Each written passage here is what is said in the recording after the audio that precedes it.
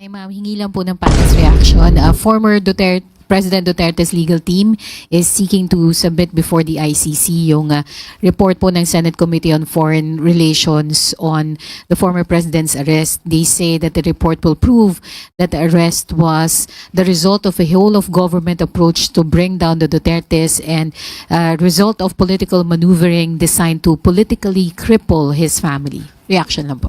Yes, for the fees, he has allegedly been demanding from his client, former President Rodrigo Duterte. Sir, some senators are saying that SP Cheese has more than 13 senators supporting him para sa Senate presidency. Your comment, sir, do you get the same information at do you think may chance pa ito mabago before the opening ng session sa July 28? Di wow. Of course, I'm supporting Senator Tito Soto. And I've worked with him. I was his majority floor leader for 4.5 years. Magandang araw po sa inyong lahat. Reaction Update PH nagbabalik. Napakaganda ho ng pag-uusapan natin ngayon mga ka-update. Aling Claire Castro Supalipal. Dito kasi mga ka-update, tinanong ho nitong isang reporter kay Claire Castro ang patungkol sa pagsusumite ni Senator Amy Marcos sa report ng Committee Relations sa naging illegal na pag-aresto kay Pangulong Duterte at pagdadala sa ICC. Alam naman nilang mahina na nga ang kalagayan nito at matanda na mga ka-update.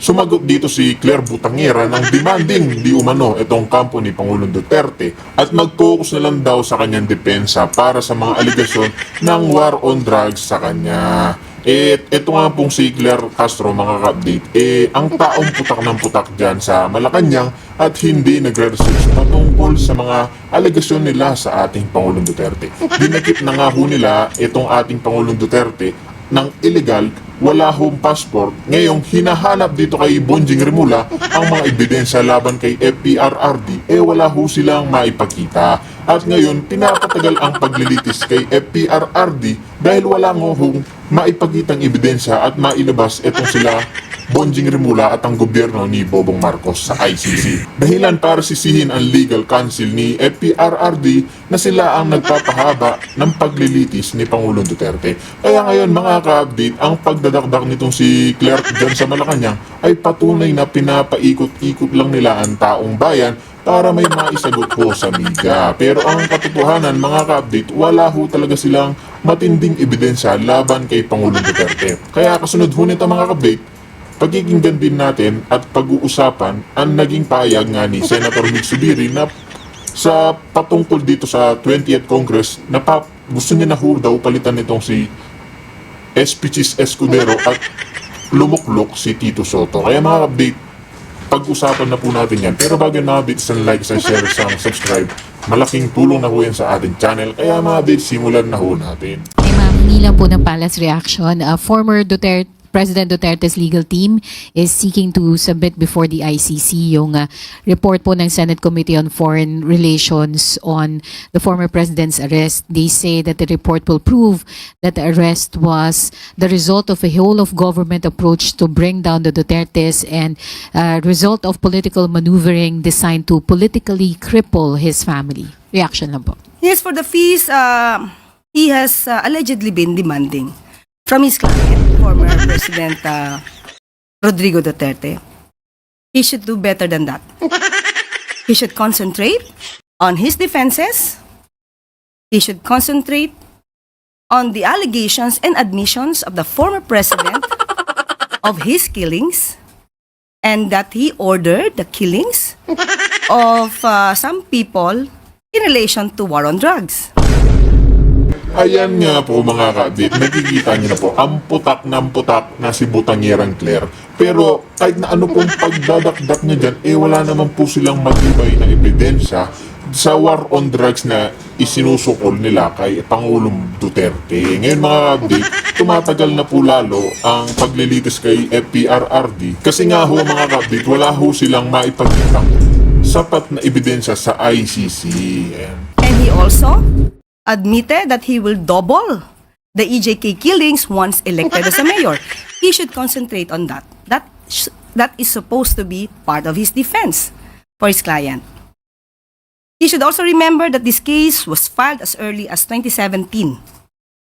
So wala pa po si Pangulong Marcos, ang administrasyon na ito, para po ibintang ang mga ganitong klase sa kasalukuyang administrasyon.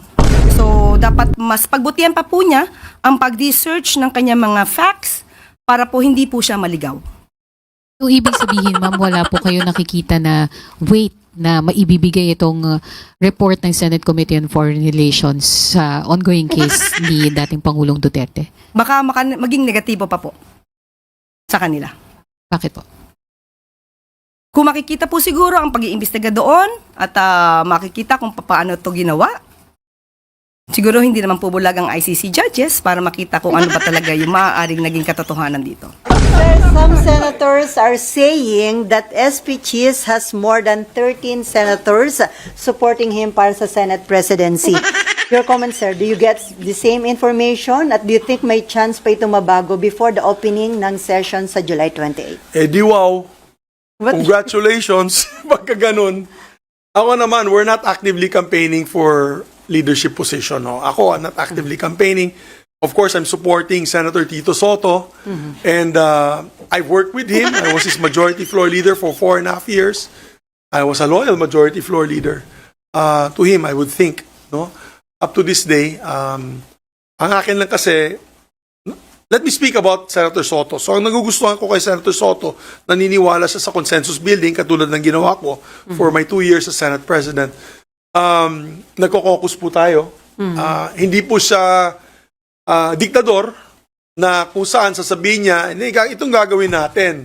Kung ayaw nyo, di pagdebatihan natin sa plenaryo. Hindi, ang style po ni Senator Soto, pasok muna tayo sa loob, mag-debate muna tayo doon, so that we don't show a very divisive Senate, then we come up with a consensus. And those who do not agree with the consensus can do the vote. No, there will be a vote, there will be an action, a motion on the floor.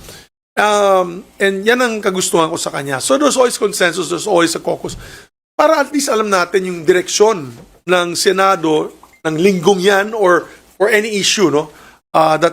Very important issues that crop up under the Senate floor. So, with that said, mas gusto ko po ang leadership style ni Senator Tito Soto. And I learned a lot from him. I learned a lot also from Senator Ed Angara, who was my boss before when I entered in 2007. He mentored me. He was also a former Senate President. Diba? So, yan ang turo nila sa akin. Nung kasama ko yung mga statesmen at that time, Senator Joker Arroyo, Senator Miriam Defensor Santiago, Senator Juan Ponce Enrile, of course, Senator Frank Drilon. Pag nakikita ko yung leadership style nila, napakaganda eh. I mean, it's discussion-based and also consensus-based, but at the same time, there's no act to suppress your ideas. No, you can bring out your ideas, but at every turn, at every corner of the decision-making process, the integrity of the Senate is always protected. The name of the Senate is always protected as an institution. Yan ang maganda. Hindi pwedeng, bahala na. Basta gagawin natin to. Bahala na, magalit yung taong bayan sa atin. Hindi pwede. But some of your colleagues are saying na mas maganda daw yung open discussion, mas transparent. Nakikita doon ng public paano pinagtatalunan yung... That's fine. They can do open discussions. Sabi na ibang colleagues ko, mas maganda, doon kami mag-away-away sa floor. Tingnan nila na yun. 4 kaming veterano dyan. Sige nga, makipag-debate kami sa kanila. Kids, gloves off with me. I'm no longer interested in position. I'm no longer interested in prestige. I'm no longer interested in power. I am only interested in the image of the Senate and how we can leave the Senate behind as a still trusted institution of this country. And to be able to do that, we have to show transparency. Diba? We have to show transparency. We have to show, for example, sa budget, we now have to show transparency. I'm glad nandyan si Senator Ping Lacson. Ayan ang unang sususihin niya, isa-isa. Talagang makikita natin na yun. Di ba? Sabi nila, mawawalan ka ng committee. Bahala na, wala na akong committee. I've been in public service for almost 25 years now. I've been in the minority when I started my first term in Congress as a spice boy. Ako pala yung Spice Boy, ha? Yung iba tinuturing nila yung Spice Boy, Bright Boy yun, ha? Hindi Spice Boy yan. Ako lang yung Spice Boy sa Senado na lumaban, with due respect to some of my colleagues na natamaan nun, na lumaban sa makapangyarihan nung araw na yun to get the 77 signatures for an impeachment of then President Joseph Ejercito Estrada. I've been a member of the majority. I've also been a majority leader for 3 terms. And I've also become the Senate President. So, for me, committee, okay na yun. Sa inyo na yung mga committees. Wala ako dyan. Ang tinitignan ko na lang na yun, ang integridad ng Senado bilang institusyon. And let me say this, ang sakit ng aking dibdib nung isang araw na pakinggan ko under a news program in the afternoon on my way home. Pinag-uusapan nila itong issue ng impeachment. Sikat na announcer po ito sa hapon. Hindi ko na babanggitin ko anong station. Blind item. Ang sabi niya, hindi na lang kasi, ang sabi kasi niya, kung ayaw ng mga senador, di mas mabuti pang buwagin na yan, Senado. So I said, God damn it, that is exactly what we don't want to hear bilang senador, na walang saysay ang Senado. Na wala na tayong saysay. Bakit pa? Mas magulo pa nga kayo daw. Sabi, sa simbahan kapon, ano ba nangyari sa inyo? Mas magulo pa kayo sa house. Yan ang dating natin dito na yun. So, I've never heard that in my almost 25 years in public service. You know, for every legislator, ang pangarap nila maging senador. Parang judge yan eh. Parang judge, gusto mo maging Supreme Court. Associate Justice. Abogado ka, gusto mo maging Associate Justice of the Supreme Court. Yan ang gusto nila. Dahil nakikita nila yung integridad ng Supreme Court. This is the policy-making body, the conscience of the nation, di ba? So, the Senate has always been, as I've said, the last bastion of our country, last bastion of democracy for our country. So, parang pag wala na silang pag-asa sa executive, wala na rin silang pag-asa dito sa lower house, akyat tayo sa Senado kasi papakinggan tayo ng senador because we are a mandate of national scope, national in scope, di ba? It's not only local, but it's national in scope. Kaya pag sinasabi na lang buwagin na yung Senado, wala nang saysay yung Senado, napakasakit para sa akin because in my 2 years as Senate President, yan ang inalagaan ko. Kaya inaway ko nga yung People's Initiative. Katakot-takot ang black propaganda sa akin. Di na ako nakatulog. Pag-check up ko, yung aking blood works, pula lahat. Pula lahat. Talagang magna cum laude ako pagdating sa mga resulta ng aking blood test. Dahil nga sa dinidibdib ko nga yung pangyayaring iyon.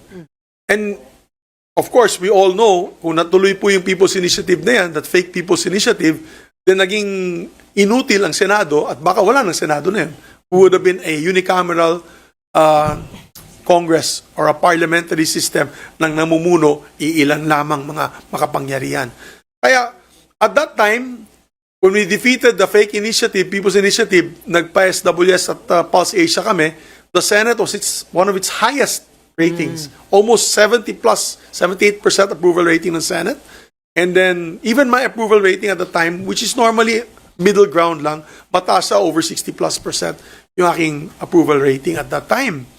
Net satisfaction rating. So, dahil tuwan-tuwa yung tao, na pinaglaban natin yung institusyon as the last bastion of democracy.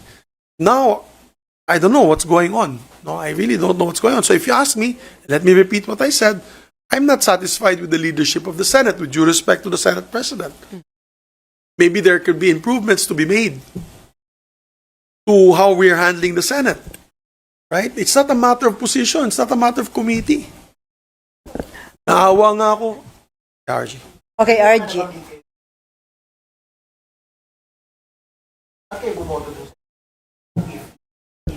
Because remanding is just trying to get an answer from them on the issue on constitutionality. You have to remember that I came out on the floor and I said that as far as I'm concerned, hanggang 19 Congress lang ito. Di lalabas to ng 20th Congress. Kailangan gawin ulit. That was my position. Now, yeah, because just like legislation, just like committee resolutions and committee reports, at the end of the Congress, tapos na yan. That's my personal position. That's not my legal position. That's my personal position. Whether that is right or not, it's like Tolentino, Senator Tolentino, the majority floor leader, that was his position. So,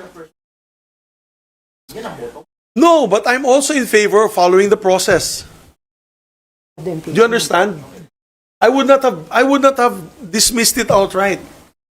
Alam mo yung remanding na yan, sa totoo lang, ang balita sa akin, hindi naman remanding ang pinag-usapan dyan, dismissal yun eh.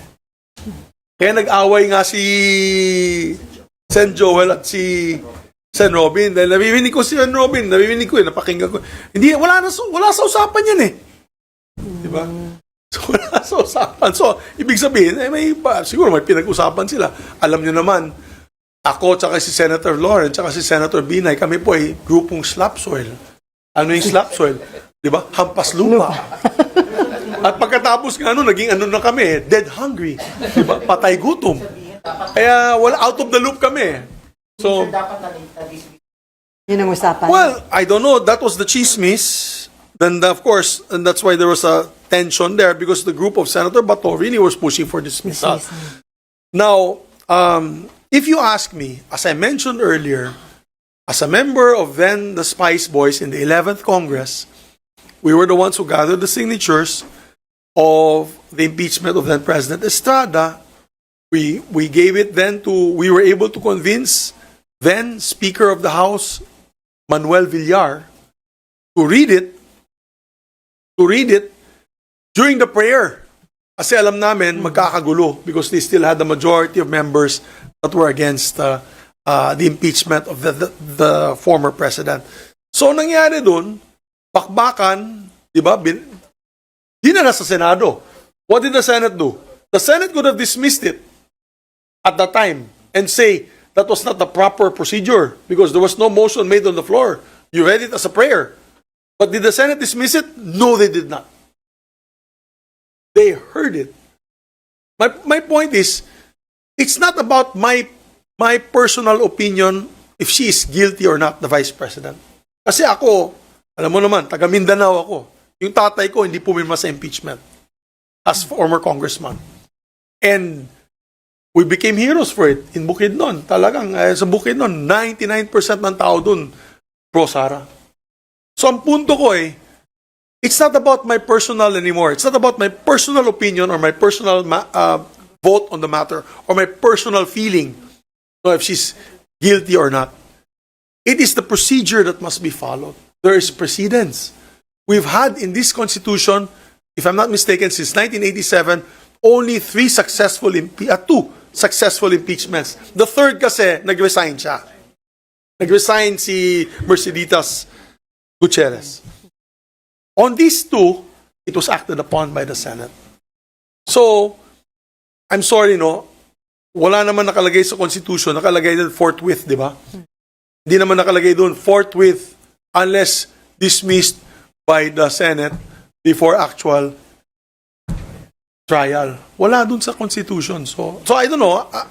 I'm not a lawyer, as you all know, but in my lengthy member as a legislator who has seen both of these impeachment exercises, I think we have to follow through. And then we do a vote. Huwag na kayo matakot. Kung pro-Sara kayo, di bumoto kayo. Against the impeachment, it's a political exercise.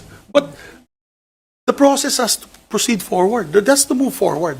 So now, that's my position. Kaya, I want to put that on record.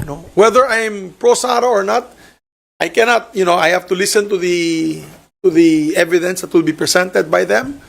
Of course, I have some biases.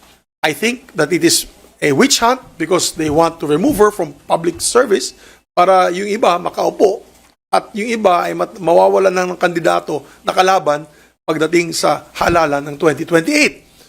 But I will set that aside. I'll set my bias aside because we have to follow the process. Yan ang proseso ng konstitusyon. It cannot be changed. If we violate that, then we violate our oath of office when we say that we will defend and protect the Constitution of the Republic of the Philippines. So, definitely, we have to do what is right here.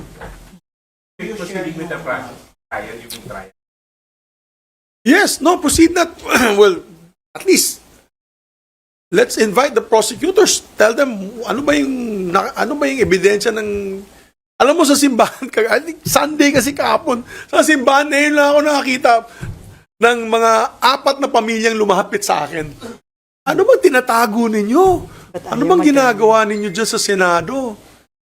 Nasisira yung integridad, nasisira ang pangalan ng ating Senado dahil sa wala tayong ginagawa. With due respect, no, to my colleagues on both sides.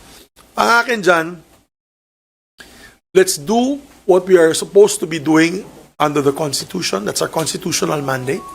And then we make a decision. Panindigan nyo yung decision nyo.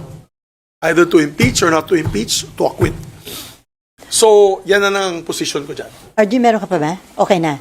Okay, before Dindo, Camille, Mean, and Daniel. Sir, going back dun sa Senate leadership, mag-e-effort ka pa ba para makakuha ng support for Tito Soto or tanggap nyo na po na kayong posibleng maging minority pag nag-open ang 20th Congress?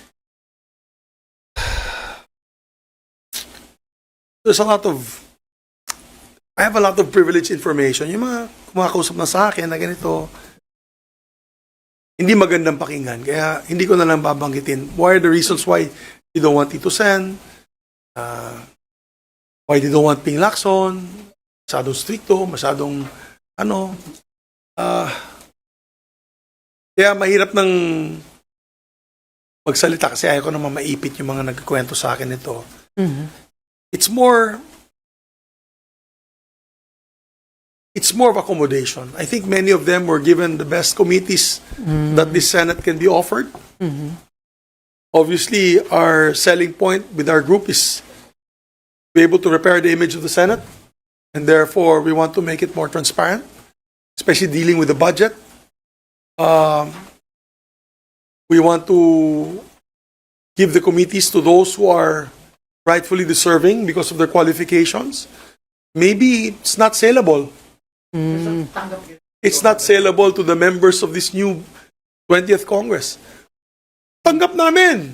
Ako gusto ko, I started my career as a minority member. I will end my career as a member of the minority. Okay sa akin yun. And then yung group nyo, tinatawag na conscience blacks? Well, sabi ni Senator Ping, tinatawag yung conscience block. I call it veterans block. Kasi, to be honest, we don't have naman the monopoly of conscience. Diba? I have members like Congressman Marcoleta or Senator Marcoleta, may conscience din naman yun. So ayoko naman, di ba? Ayoko naman sabihin na kami meron sila, wala. Parang Spice Boys yan di ba? Yung kalaban namin nun, Bright Boys. Sabi namin, di naman kami nagpapanggap na bright. Spicy lang. Banghang lang. So ako, I'd rather be known as a veterans block. And because we've seen it all, and we've seen how the Senate at once upon a time was its, of course, peak performance in terms of trust rating with all our kababayans. Sana we can bring it back to that level. Okay, Dindo. Dindo muna. Alam mo, naawa nga ako kay Senator Risa. Naawa talaga ako sa kanya. Alam mo, kampanya para sa kanya mga kandidato. Tapos sabi niya, gagawa siya ng sarili niyang bloke, na independent block. And na yun, mag-isa na lang siya. Nasa Kaya I heard na mag-isa na lang siya. I cannot confirm nor deny this.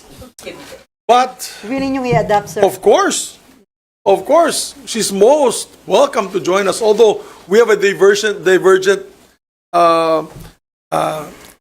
I'd say, position on some issues. Kasi of course she's more on the left side. We're more on the conservative side. Many of you know I'm a conservative politician. So, but when it comes to transparency, sama-sama kami, di ba? When it comes to abuse of authority, dapat sama-sama kami na tumayo. We welcome her to join us. We'll adopt her even if she doesn't want to be adopted. So 5 ang minority? Well, no, I don't want to answer for her. Ang sa 4 lang kami, handa na po kami sa pagiging minority. Okay, Dindo. Sir, nabanggit niyo yung leadership style. si kay SP Chisba, hindi ka satisfied, especially sa pag-handle ng impeachment case? Hindi ka ba siya believe sa silent leadership Hindi niya? lang yan marami pang issues Ako, katulad niyan, yung sa budget, para kay pa ako nag-vice chair. Di ba? Tinanong nila ako kung gusto ako mag-vice chair nung sa budget noong 2025. So, I said, okay, I'll volunteer kasi para naman, wala naman akong committee. Di ba? May committee ako, Economic Affairs. Wala naman akong ginagawa. Alam niyo naman, gusto ko magtrabaho. So, hinandle ko yung sa DOST, Department of Science and Technology.